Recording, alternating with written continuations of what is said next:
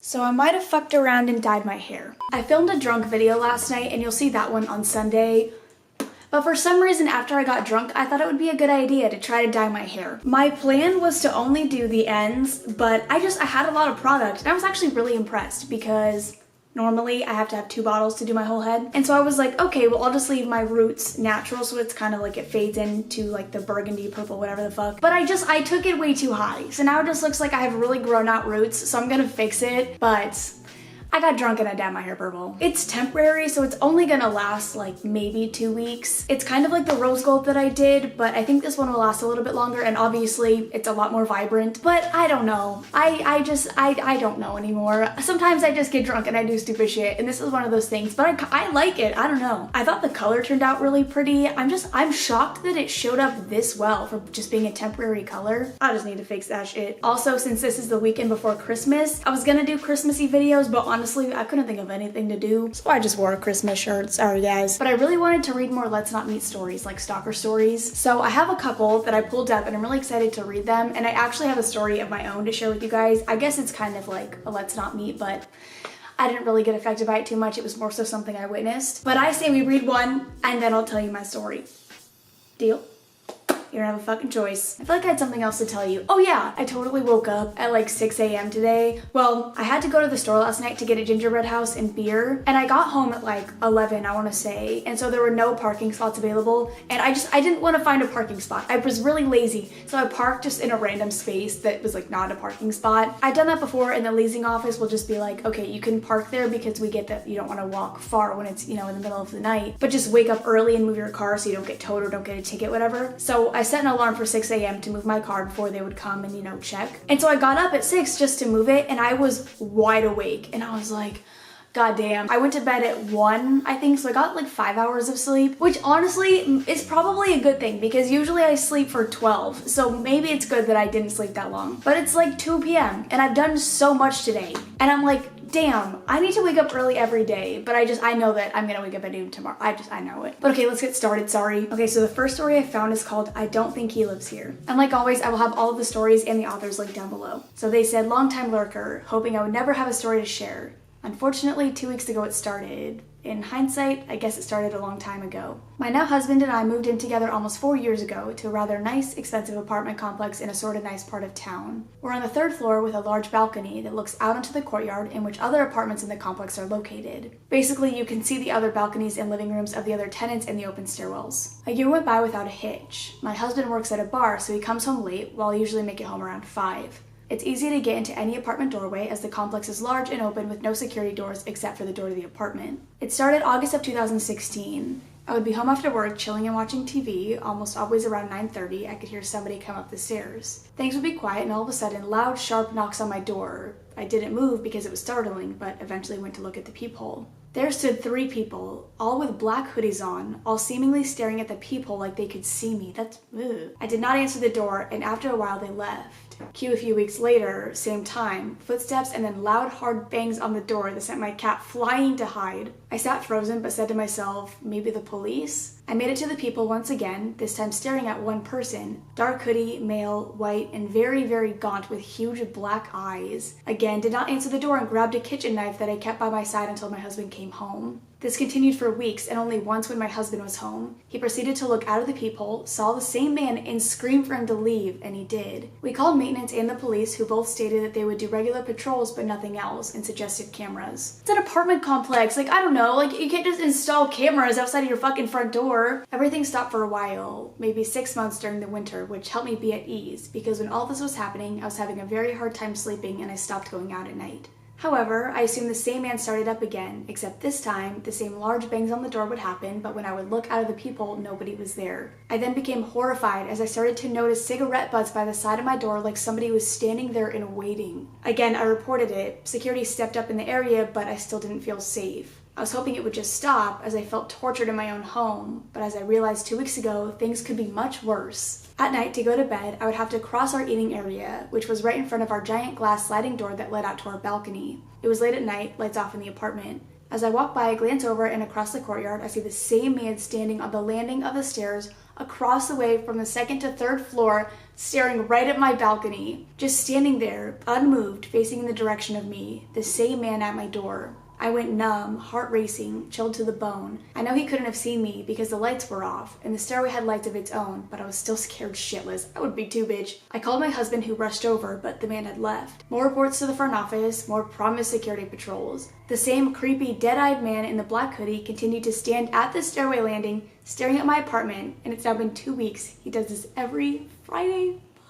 I'm horrified, and I've been having awful nightmares about someone breaking in and strangling me in my sleep. So creepy, black-eyed man, please, let's never meet. Oh my god. Okay, wait. She literally posted a picture too. She's like, this is the stairway where he stands at night. Okay, this is like straight out of a horror movie. I'm not joking. Can you imagine looking out of your window and just seeing the man just like standing there? I hate that. I hate that so much. Even this morning when I was going to move my car, it's like I parked and I was getting out and it was still dark outside because it's 6 a.m. And these two people, I don't know why they were awake, but they seemed drunk, or they seemed like they were on something. They were on the 3rd floor and I was walking back into my building and they were in the building next to me, but they had their doors open. And so the way that my apartment complex is, we have like standing balconies, so it's not like you can go out onto your porch or anything like that. You just kind of open the doors and there's a railing. It's not like an actual balcony. And so they had their doors open, and I guess maybe they heard me lock my car or something. So this girl comes over to the stairs and she's like, hi, and I was like, hi, good morning. Like, I was so dead because I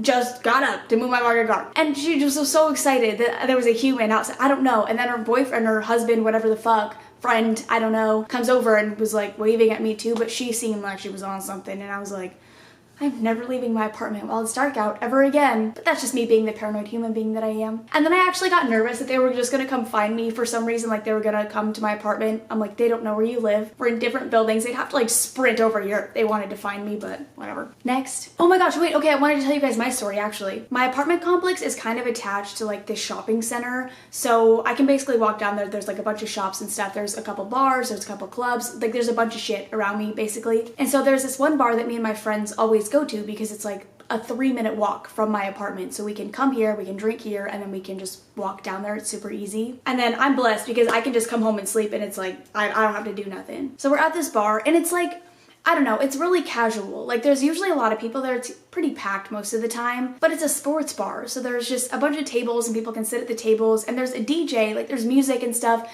but there's never really a lot of people dancing. There's not really a dance floor. It's a really small area that you can go and dance in if you want to, but it's mostly like people just hang out and drink. So we were sitting at this table, we were just drinking beers, and this guy walks in. He was just a very interesting man, let me just put it that way. So he walks in and he's just eyeing all of the girls in the bar right now, which I mean, that's fine, because if you're on a mission, I mean, you're on a mission if you want to find somebody, you know what I mean? So he comes over and I just like, I don't want anything to do with that.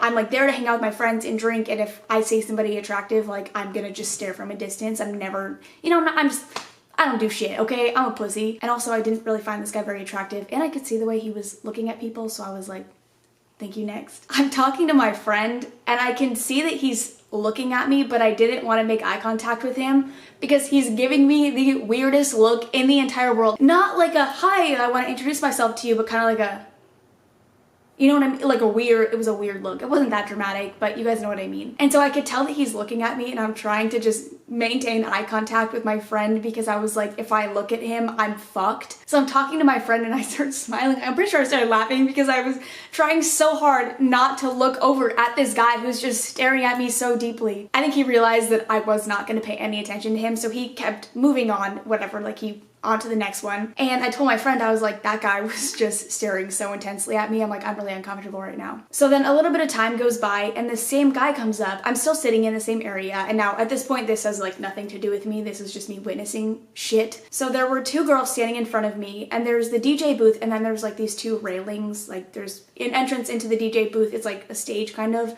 And then there are these railings, and the 2 girls were on the railing. And so he literally comes up behind this girl who he doesn't know, and he grabs her by her belt loop. How weird is that? How uncomfortable is that? Like what? I don't understand how you would think that that's okay. Like grabbing somebody alone is really weird, especially when you don't know them. It's just like too much. But to like grab her by her fucking, and he like pulled her belt loop. I was like, what the fuck is happening? So he like pulled her belt loop and she literally went, And she just walked away. She was like, what the fuck? Like, do not touch me. And so her friend was still standing there and she left. Like, she just walked away, which, I mean, good. Like, I would walk away too. I'd be like, don't touch my pants. And so my friend checks on her. He's like, hey, are you okay? She's like, yeah, I'm fine. Like, I just don't want him to touch me. And then we left like a little bit later, but I told one of the security guards because I could just see that he was a weirdo and he was dancing with girls on the dance floor, which, I mean, if they want to dance with him, that's their own thing and that's not him doing anything wrong. But I still wanted to tell somebody just in case, because you guys know I'm literally the most paranoid human ever, and I just get nervous for other people. Also, oh my gosh, I have so many stories right now. I'll save that one for a second because I need to stay on track. So I went up to the people at the front who like check IDs and shit, and I was like, hey, there's this guy who's being kind of weird towards girls. He's just grabbing them inappropriately. I was like, just keep an eye on him, please. And the guy was like, okay, whatever, what does he look like? So I pointed him out because the place isn't very big and he was literally right there. And so we went to this club and the club ended up being dead. So then we went back to the bar and then we only had like a drink and then we decided to leave. It was like 1 a.m. at this point, I think. And I was really hungry and honestly, I just wanted to go to bed. So my friends walked me back to my apartment complex and then I thought they were gonna Uber home, but they ended up going back to the same bar. And this is where shit goes down. So this was just what I was told. I mean, I was already home at this point, so I didn't see any of this happen, but my friend called me and told me all of this. So they get back to the bar and he was dancing with this one girl and she was dancing with like a bunch of people, I'm pretty sure. And so that was whatever. But then he said there was this little girl, like not little girl, sorry, like short girl. She was of age, but she was short. The short girl standing against the railing again. I guess he leaves that one girl or whatever, like after he was dancing with her, and he goes up and he just wraps his arm around this girl and she's pretty much pinned against the railing at this point. And they said she was tiny and he was really fucking tall. Like he was easily like 6'3", 6'4".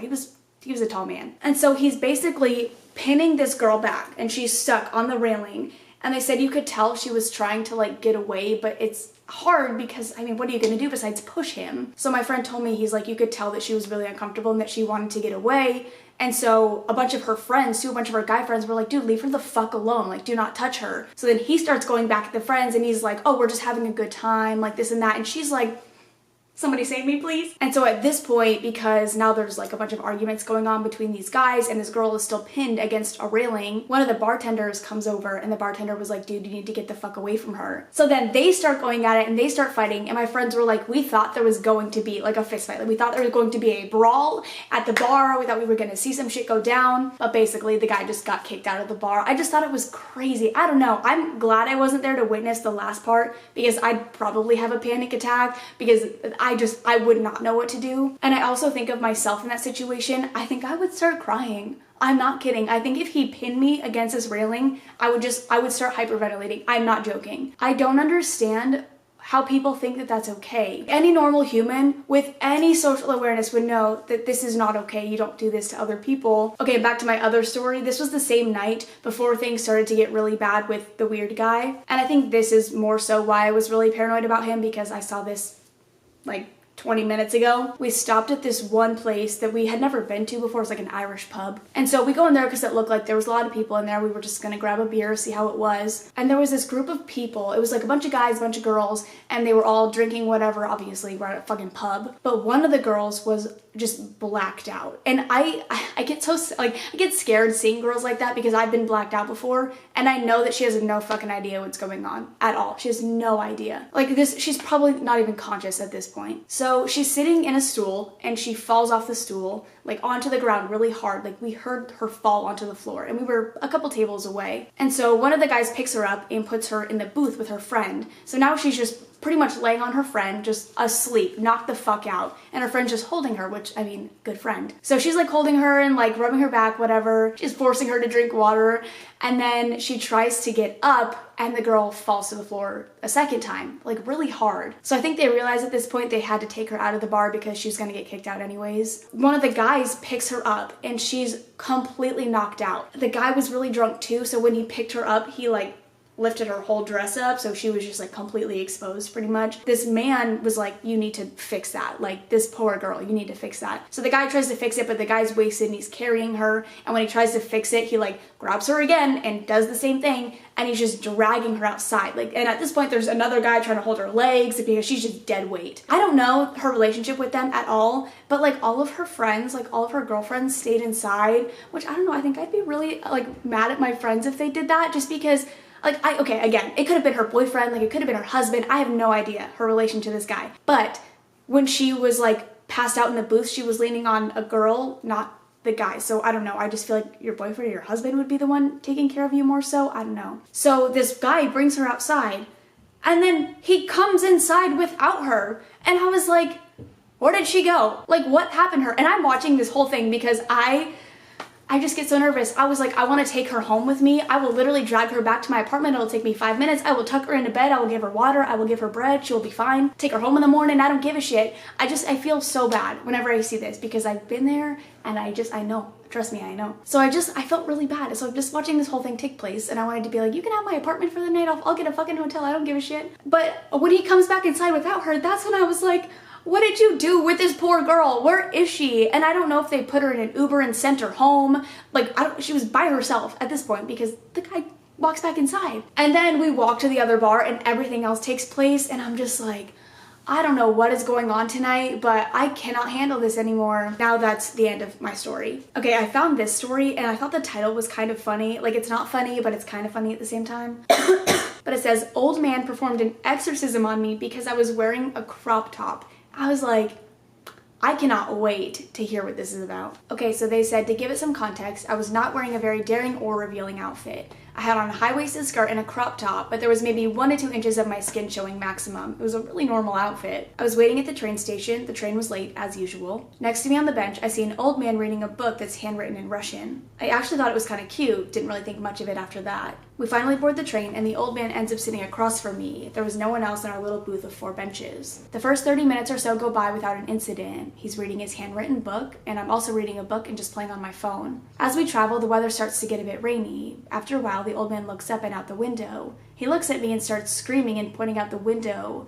At this point, I notice he seems to be missing part of his face around his eye, but I figured he was old, so you just don't stay in perfect shape. I'm trying to understand what's happening. He's mostly screaming and not making any sense. I finally understand that he thinks I'm the one who brought on the bad weather. I'm just sitting there, shocked, looking to the other passengers for help, and everyone is ignoring me. How do you ignore an old man just screaming at this just poor girl? She's probably just like, what the fuck? I turn to look at the man, and he's screaming that it's because of my shirt. I must have the devil inside of me because no sane person would wear a crop top, obviously. I don't even say anything at that point. He stops screaming and turns a few pages in his book. He pulls out 2 crosses from his pocket, 1 in each hand. He holds them towards me and starts performing an exorcism. I would be like, I gotta go. Parts in what I assume was Latin, parts in Russian and German. He's leaning towards me, crosses in hand, opening and closing his eyes, screaming throughout the exorcism. I don't know what, I don't know what I would do. I don't know what I would do. I think I would just start, I don't know if I would laugh. I don't know if I'd cry. I don't know if I would just like get up and try to walk away. I don't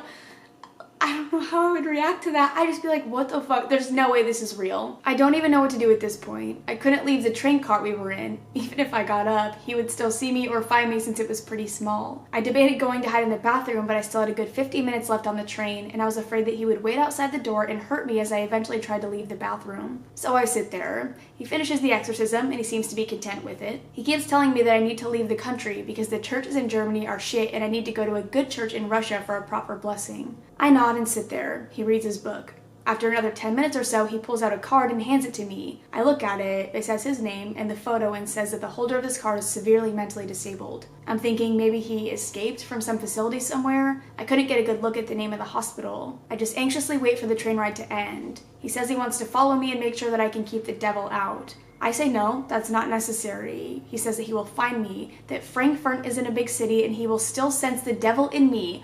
So he's afraid his exorcism didn't work properly. The train is pulling up to the station. He says that I should wait for him, and I say no, to which he says that it doesn't matter because he's drawn to the evil inside of me. What the fuck? I get up, and as soon as the doors open, I run. I ran and ran and ran. At this point, I don't even know what my destination is. I just know that it needs to be as far away as possible. Eventually, I got into a big shopping mall, and I called the friend I was meeting who comes to join me. I never saw the man again. What the act? Like, sometimes I think my stories are ridiculous, but then I read this and I genuinely don't understand the world that we live in. I had one more picked out and it's kind of short, so I'm gonna read it. But this one says, let's not meet. Murderer from online dating site. This was in 2015. I wasn't really actively looking, but would pop onto OKC every few weeks to see if anything interesting was in my inbox. I'm not really sure what OKC is, but I'm assuming it's just a dating website based on the title. Being female, I had a very active inbox. Sorry guys. I noticed an email from an interesting, fairly local guy. We got to chatting, but I had zero romantic or sexual interest, but thought this could be a friendship.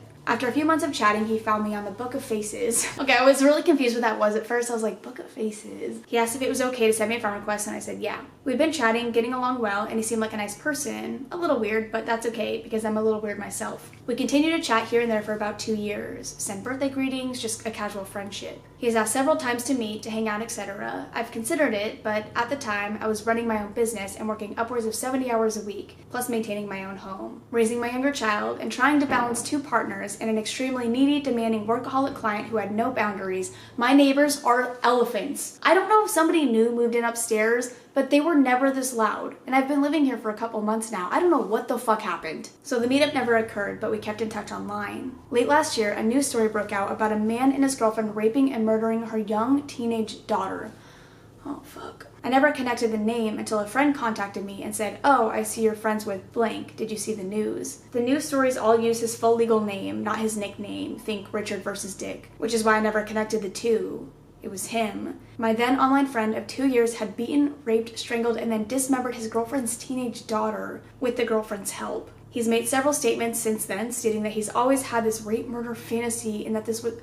Oh my god, wait, this is disgusting. And that this child was very sexual and it wasn't as fun murdering her as he apparently thought it would be. It sends chills down my spine. I dodged a bullet. Big time. Be safe out there. You never know who's on the other side of that keyboard or phone call. And dude, let's not meet. Okay, that's where we're going to end that one. Holy shit. I hope you guys enjoyed. I really want to do more of these again. I used to do these all the time. I really like these stories. I don't know why. They freak me out, but I really like them at the same time. They're just so interesting to me. They're just so shocking every single time. Honestly, I might go take a nap because I'm really tired. But I feel like I could fix my sleep schedule if I don't take a nap. I don't know what to do with my life. Well, I'm gonna go figure that out. I'll see you guys in the next one. Bye. I'm really sad because I don't get to use my Christmas background anymore. I mean, technically I could. Oh, I guess I could have for this video because this is going up before Christmas. I did not think about that. But I also completely destroyed my setup because I made a TikTok with all my porgs. Yes, I made a TikTok. You'll see that next week. But I completely fucked it up because I used the porgs as props. But I'm still gonna miss that setup. It was so cute and festive. Okay, I'm gonna leave now. See ya.